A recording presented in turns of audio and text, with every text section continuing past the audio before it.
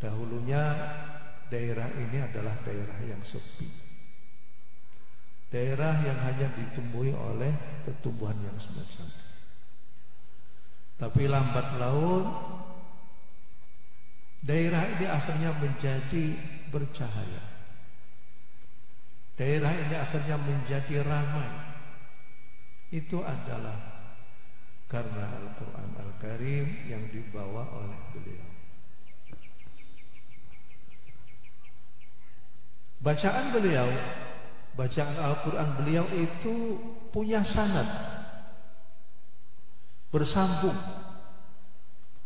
sampai kepada Rasulullah Sallallahu Alaihi Wasallam. Jadi jangan ragu-ragu tentang kualitas bacaan beliau, karena beliau itu mempunyai guru lagi, terus bersambung kepada Rasulullah Sallallahu Alaihi Wasallam.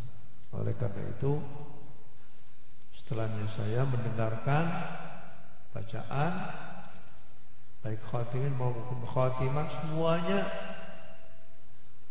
mempunyai nilai yang tinggi semuanya. Amin ya Rabbal Alamin. Ada salah sedikit itu sih jamak saja, ya, kurang gunanya, kurang apa. Tapi yang penting bacaannya itu sudah matang, bacaannya sudah matang. Jadi bacaan juga sama seperti makanan, ya, sama seperti makanan. Kalau madnya kurang panjang berarti makanan itu belum matang. Kalau kepanjangan itu kematangan. Tapi kalau seandainya panjangnya itu pas, itu berarti makanan itu sudah matang. Ya itu saja ukurannya. Makhraj juga demikian, tajwid juga demikian, sehingga kita bisa mengukur kematangan daripada satu bacaan. Nah ini tadi yang kita dengarkan ini sudah pantas untuk menjadi guru ngaji Al-Quran di tempatnya masing-masing. Ini adalah merupakan satu keberhasilan. Apa yang dibaca oleh tadi khatimin dan khatimat, karena itu adalah hasil daripada bimbingan daripada Bapak Al-Maghfurullah, Bapak Kiai Abdul Mughni, maka semua bacaan itu adalah Pak Mughni itu mendapatkan semua pahala dari mereka-mereka yang ngaji kepada beliau. Muridnya lagi punya murid lagi, punya murid lagi, punya murid lagi. Itu semuanya itu bisa diborong oleh beliau.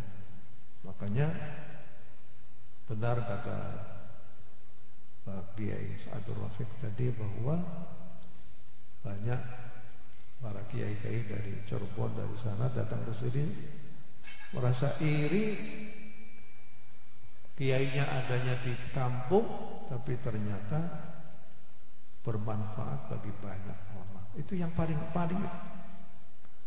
beliau itu modal utamanya adalah Al-Quran Al-Karim saja. Al-Quran Al-Karim dengan wataknya yang kuat, mempunyai pemikiran yang bagus, bisa berbicara kepada siapa saja walaupun beliau itu adalah tamatan pondok pesantren, tapi berbicara dengan bupati bisa, berbicara dengan gubernur bisa, berbicara dengan para ekonom bisa mengelola. Tapi pribadi beliau masih tetap menjadi pribadi orang pesantren, bangga dengan pesantrennya. Ma'asyarul hadirin wal hadirat rahimakumullah. Orang hidup dengan Al-Quran itu serba menguntungkan. Orang hidup dengan Al-Quran serba menguntungkan. Tidak ada ruginya sama sekali. Tijaratan lan tabur, Innal ladzina yatluna kitaballah wa aqamus shalah wa anfaqu mimma razaqnahum sirran wa alaniyatan yarjuna tijaratan lan tabur. Innal ladzina satuhuna pira-pira wong akeh yatluna kang pada maca sapa alladzina kitaballah ing kitabe Gusti Allah yaitu Al-Qur'an Al-Karim wa aqamu lan pada jumenengaken sapa alladzina salat ing salat wa anfaqu lan pada infaq weh sapa alladzina mimma setengah saking barang rezekna kang wis rezekine sapa kita ing alladzina yarjuna pada ngarep-arep sapa alladzina tijaratan ing perdagangan lan tabur kang ora bakal rugi. Nah, ini pernyataan dari Allah Subhanahu wa ta'ala. Ini artinya apa? Orang yang sholat itu yatluna. Di sini kata orang yang mengaji ilmu balaghah, yatluna itu yaitu yatluna itu adalah fi'lun mudhari'un.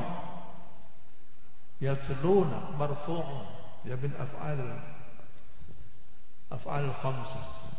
Yatluna fi'il mudhari' itu artinya pergerakan yang yatajaddad terus menerus dan dari waktu ke waktu selalu dilakukan. Yatluna itu juga berbeda dengan yaqra'una. Kalau yaqra'una al-qar'u al-jam'u artinya mengumpulkan huruf dengan huruf menjadi satu kalimat. Kemudian kalau kalimat dengan kalimat akhirnya menjadi satu ungkapan. Kalau akhir dari awal dari akhir akhirnya menjadi satu ayat. Itu namanya yaqra'una. Wa idza quri'al Qur'an fastami'u lah. Apabila Al-Qur'an itu dibacakan dengan lisan dan ada suaranya, fastami'u lah wa ansitu la'allakum turhamun. Istami' itu artinya mendengarkan dengan sungguh-sungguh. Istama'a, kata tak yang ada di dalam istama'a itu berbeda dengan sami'a. Kalau sami'a itu sekedar dengar saja. Kalau kita sedang ngobrol di sana ada orang, ada suara, itu namanya sami'a saja. Tapi kalau istama'a itu artinya di samping mendengarkan juga betul-betul mendengarkannya. Itu sengaja untuk mendengarkan apa yang dibacakan oleh orang-orang yang sedang membaca. Wa ansitu, lah ini lebih dalam lagi. Diam. Insat artinya diam betul-betul khusyuk. Ini namanya yatluna. Berbeda dengan ini yaqra. Berbeda dengan yatluna itu para ulama ahli tafsir yatlunahu haqqa tilawati. Membacanya itu dengan sebenar-benarnya membaca sesuai dengan ilmu tajwid. Yatluna haqqa tilawati, benar-benar membacanya dengan tadabbur. Yatlunahu haqqa tilawati, benar-benar membacanya itu dengan dilanjutkan dengan mengamalkan apa yang kita baca. Itu namanya yatluna. Jadi yatluna itu lebih luas jangkauannya daripada yaqra'una. Coba. Wa anfaqu mimma wa aqamus salata wa anfaqu mimma razaqnahum. Orang yang membaca Al-Qur'an hendaknya bukan sekedar yatluna. Kalau yatluna itu ada embel-embelannya, ada embel-embelnya. Setelahnya membaca apa lagi? Nah, salah satu di antara konsekuensi ataupun kelanjutan daripada orang yang yatluna itu adalah aqamus shalah wa anfaqu mimma razaqnahum sirran wa alaniya. Aqamus shalah itu artinya menciptakan hubungan yang harmonis antara seseorang dengan Allah Subhanahu wa ta'ala. Jadi salat itu adalah merupakan puncak daripada hubungan harmonis antara seorang dengan Allah Subhanahu wa ta'ala. Termasuk di dalamnya adalah kalau seandainya ada orang itu zikir kepada Allah. Zikir kepada Allah adalah merupakan cara orang itu menyambung antenanya, antena parabola spiritual itu dengan Allah Subhanahu wa ta'ala. Aqamus shalah wa anfaqu mimma razaqnahum, ini adalah menciptakan hubungan harmonis antara seorang itu dengan masyarakat. Karena infak ini adalah merupakan ibadah sosial. Kalau aqamus shalah itu adalah merupakan ibadah spiritual. Segala macam spiritual, segala macam ibadah spiritual ini adalah sama seperti aqamus shalah. Ini sama seperti inna a'tainakal kautsar fashalli li rabbika wanhar inna syani'aka huwal abtar. Inna setuhune kita iku a'tainaka wis aweh sapa kita ka ing sira rasul al kautsar ing kebagusan sing akeh, al khairal katsir. Fashalli, maka melakukan sholat seperti itu. Ini adalah juga merupakan apa? Merupakan hubungan spiritual antara seorang dengan Allah Subhanahu wa ta'ala. Wanhar, nyembelih.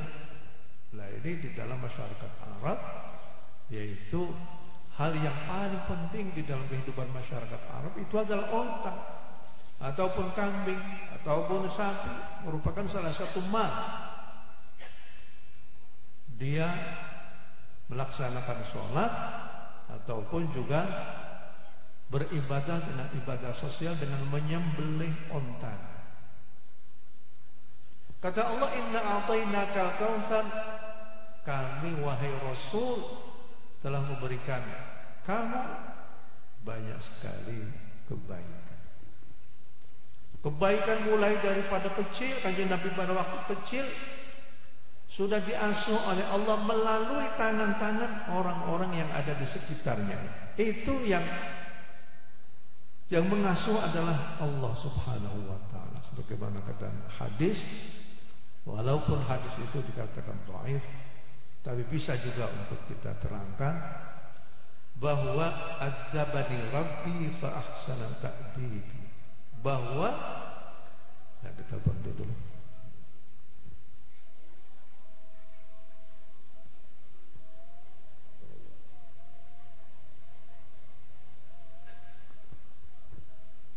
Allah Akbar.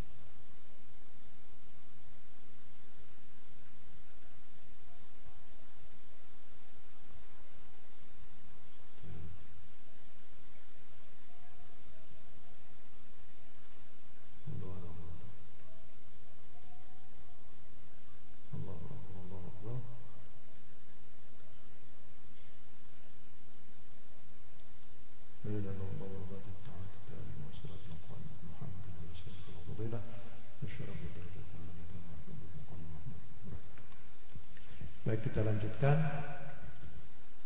Kanjeng Nabi itu mendapatkan kebaikan yang banyak sekali.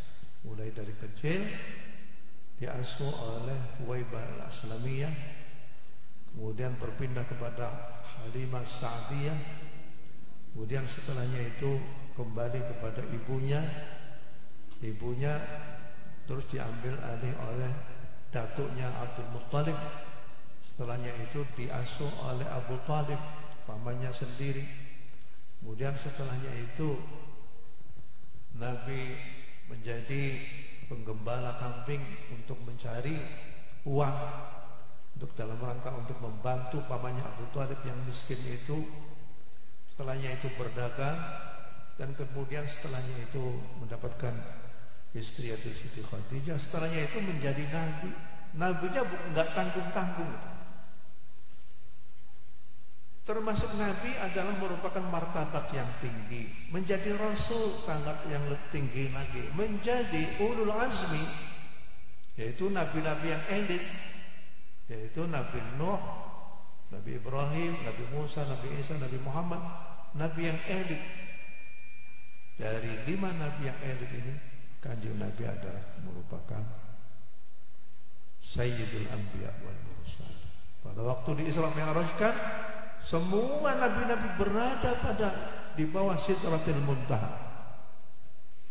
Hanya Kanjeng Nabi sendiri yang bisa langsung menuju kepada kehadiran Allah Subhanahu wa taala. Lah ini, maka kata Allah, "Fasholli li rabbika wanhar." Hendaknya orang selalu melaksanakan sholat kepada Allah. Ingat kepada Allah yang telah memberikan satu martabat yang demikian tinggi kepada Kanjeng Nabi. Dan jangan lupa juga urusi itu masa-masa masyarakat itu. Jadi wanhar itu adalah kepedulian kepada masyarakat. Fasholli itu adalah mengatakan selalu orang terhubung dengan langit, terhubungan dengan Allah Subhanahu wa taala. Jadi orang itu dua-duanya itu harus. Kalau seandainya ayat ini ditujukan kepada Kanjeng Nabi, ayat ini bagaimana kalau seandainya ditujukan kepada kita sekalian? Kita ini mendapatkan kebaikan yang demikian besar dari Allah Subhanahu wa taala. Kita dilahirkan di dunia saja tanpa kita minta dari kedua orang tua, tahu-tahu lahir begitu saja tanpa kita minta kepada kedua orang tua. Kedua orang tua kita yang Islam itu juga merupakan kenikmatan tersendiri. Ini adalah merupakan fadlun min Allah. Oleh karena itu maka fasholli li rabbika wanhar. Kita menjadi seorang muslim harus betul-betul mensyiarkan agama Allah Subhanahu wa taala. Ini yang demikian ini adalah syiar agama Allah. Walaupun pada masa Kanjeng Nabi ada enggak Kanjeng Nabi kalau ada sahabatnya yang hafal juz amma terus kumpul-kumpul, ana walimah, ana haflah, enggak ada. Ya ruang ini bid'ah gitu.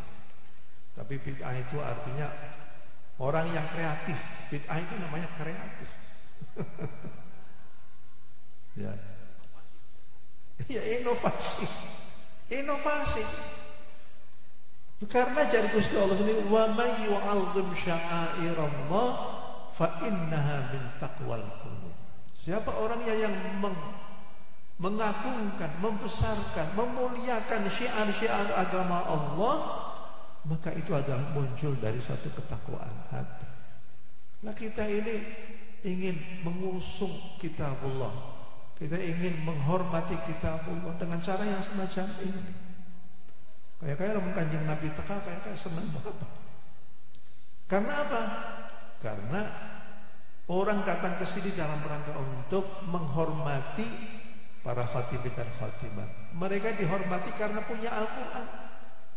Jadi pada akhirnya adalah menghormati syiar-syiar agama Allah, menghormati Al-Quran agama. Sing diplowe niku jari adalah man ahdatsa fi amrina hadza ma laysa minhu radd. Man ahdatsa, siapa orangnya yang menciptakan satu perkara yang baru fi amrina, di dalam urusan kami. Urusan Kanjeng Nabi itu adalah memberikan wejangan tentang bagaimana beribadah kepada Allah, bagaimana membaca Al-Quran, bagaimana zakat, haji, puasa. Itu adalah amrul rasul, urusan agama. Makanya Allah Subhanahu wa taala sangat marah sekali pada waktu orang-orang Yahudi mereka ikut di dalam urusan agama. Fawailul lil ladzina yaktubuna al-kitaba bi aydihim thumma yaquluna hadza min 'indillah liyashtaru bihi thamanan qalilan. Fawailul lahum mimma katabat aydihim wa wailul lahum mimma yaksibun. Oh, bukan perkataannya Allah, dibilang perkataannya Allah, itu namanya ikut urusannya agama Allah Subhanahu. Itulah yang namanya dhalul mudillun. Dhalul mudillun. Kalau ini kan hanya sekedar pelaksanaan teknis dalam rangka untuk menghormati, memuliakan mereka-mereka yang hafal Al-Quran, hafal juz amma, membaca Al-Quran. Masya Allah. Ulamawan Sengen pada waktu Madinah ngaji Al-Quran para guru-guru saking Mesir, guru-guru Mesir. Oh, bakal maca teru asap akhir hataman iku dijaluki duit jaluk duit 10 real lagi bocah-bocah murid, bocah-bocah mahasiswa sekolah, ayo pada urunan 10 realan. Terus tuku kue, kalau tuku buah-buahan. Begitu doa di dalam kelas terus langsung. Itu sama saja sebenarnya. Dalam rangka untuk menghormati, bersyukur kepada Allah Subhanahu wa taala. Yarjuna tijaratan lan tabur. Mereka itu sebenarnya adalah orang-orang yang membaca Al-Quran, orang yang berinfak fi sabilillah, orang yang bersolat, infak fi sabilillah, baik dalam keadaan terus terang-terangan ataupun bersembunyi-sembunyi. Mereka itu adalah orang-orang yang selalu mengharapkan tijaratan, yaitu adanya transaksi perdagangan lantabura selawas-selawas, tidak akan rugi. Jadi orang kalau memondokkan anak-anak, memasukkan anak-anak di dalam lembaga-lembaga Quranan, mulai dari TK sampai menghafalkan Al-Quran, membaca Al-Quran, menghafalkan Al-Quran, enggak akan rugi. Semuanya itu adalah akan dibalas oleh Allah Subhanahu wa taala. Para bapak dan para ibu sekalian, orang yang berinteraksi dengan Al-Quran itu tidak akan pernah merugi. Mulai dari melihat mushaf saja itu sudah merupakan ibadah. An-nadharu ilal mushaf ibadatun. Melihat mushaf itu satu ibadah. Bahkan para ulama-ulama masa lalu kalau seandainya sudah selesai membaca Al-Quran, itu langsung dikecup, diambung, kitabur Rabbi, kitabur Rabbi. Ini adalah kitabnya Tuhanku, kitabnya Tuhanku, diletakkan di tempat. Itu saja itu sudah merupakan salah satu ibadah. Bahkan para ulama-ulama qurra pada masa lalu itu setiap hari selalu saja menyempatkan dirinya untuk membuka-buka mushaf, hanya sekedar menyapa mushaf. Nah, orang yang semacam itu, walaupun hanya sekedar itu, tapi dia sudah mempunyai hubungan yang erat dengan Al-Quran Al-Karim. Orang yang semacam itu layak juga untuk mendapatkan syafaatnya Al-Quran pada hari kiamat. Para hadirin sekalian, yang kedua adalah orang yang cinta kepada Al-Quran, melihatnya ibadah. Cinta kepada Al-Quran juga merupakan satu ibadah. Jadi pernah pada satu saat ada seorang sahabat berkata kepada Kanjeng Nabi, "Ya Rasulullah, inni uhibbu aqwaman walam alhaq bihim." Ya Rasulullah, aku itu sebenarnya mencintai orang-orang yang mempunyai martabat yang tinggi, padahal aku belum sampai martabatku seperti mereka itu. Ya maksudnya sih, ya Rasulullah, saya itu cinta kepada panjenengan, cinta kepada para sahabat-sahabat yang tadi. Ada lagi sahabat yang mengatakan, ya Rasulullah, mata sa'ah, kapan hari kiamat itu datang? Kemudian sahabat tadi berkata, kata Kanjeng Nabi mengatakan, "Mata a'dadtalah?" Apa yang kamu persiapkan untuk menghadapi hari kiamat? Ya Rasulullah, saya itu enggak, hanya saja aku itu cinta kepada orang ini. Yang saya persiapkan untuk menghadapi hari kiamat itu adalah aku cinta kepada orang-orang yang semacam itu. Apa kata Kanjeng Nabi? Anta ma'aman ahbabta. Anta ma'aman ahbabta. Kamu itu pada hari kiamat akan bersama dengan orang-orang yang kamu cintai. Coba cinta kepada Nabi, cinta kepada para sahabat, cinta pada Al-Quran Al-Karim. Pada hadis yang lain, al-mar'u ma'aman ahabba. Seorang itu akan dibangkitkan pada hari kiamat beserta dengan apa yang dia cintai. Kalau cintanya kepada Al-Quran, maka dia akan mendapatkan syafaat daripada Al-Quran. InsyaAllah mudah-mudahan orang yang datang ke sini adalah orang-orang yang cinta kepada Al-Quran, dan insyaallah semuanya kita akan mendapatkan syafaat dari Al-Quran Al-Karim. Amin ya Rabbal. Sudah. Selanjutnya adalah kalau seandainya orang itu iman tadi ya, kemudian cinta. Kemudian seandainya orang itu akhirnya bisa membaca Al-Quran. Nah ini tingkatan-tingkatan membaca Al-Quran itu tingkatan-tingkatan. Kata Kanjeng Nabi, orang yang membaca Al-Quran walaupun terbata-bata, walaupun masih ngejal Bismillahirrahmanirrahim, Al-Qari, Ri'atu, itu semuanya disyukuri oleh Allah. Allah itu adalah syakur. Artinya syakur itu artinya apa? Artinya dikasih sedikit tapi ngasih pahalanya banyak banget. Wis tidak apa-apa, terima sepaiman akib sah. Itu namanya syakur. Ini yang syakur. Terima kasih Gusti Allah kepada orang yang berkhidmat kepada kitabullah itu besar sekali.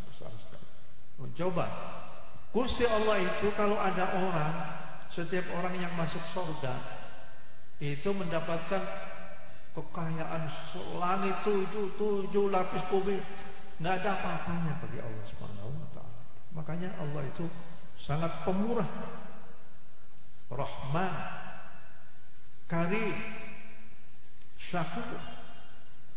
Ya bagi orang-orang. Yang penting itu orang ikhlas ngaji kitabullah. Jadi Kanjeng Nabi, "Am-mahir bil Qur'an ma'as-sataratil kiramil bararah." Orang yang mahir membaca Al-Quran maka bersama dengan para malaikat-malaikat yang mulia-mulia itu. Tingkatannya tinggi. Tapi ada juga orang yang membaca Al-Qurannya itu masih terbata-bata. Falahu ajran. Dia akan mendapatkan 2 pahala.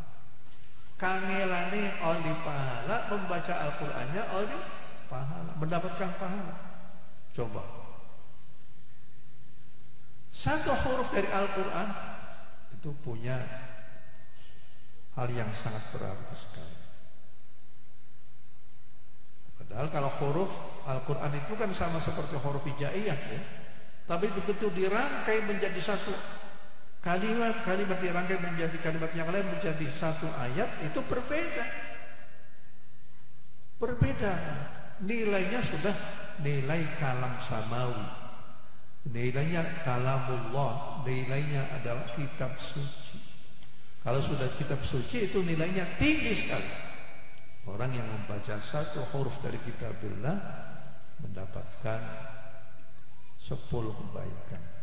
Coba bayangkan, kalau seandainya orang membaca Al-Quran dari awal hingga akhir, huruf Al-Quran itu 321.000 sekian. Ada yang mengatakan 323.000 huruf. Kalau seandainya orang itu membaca Al-Quran, dikalikan saja itu 10 kali 300 juta-juta, boleh balik-balik juta-juta, bisa bermiliar-miliar. Ini adalah merupakan ibadah yang sangat efisien, yang sangat efektif, sangat masif. Kalau ingin cari pahala yang sebanyak-banyaknya, bacalah Al-Quran itu saja. Ini adalah merupakan fadlun min Allah.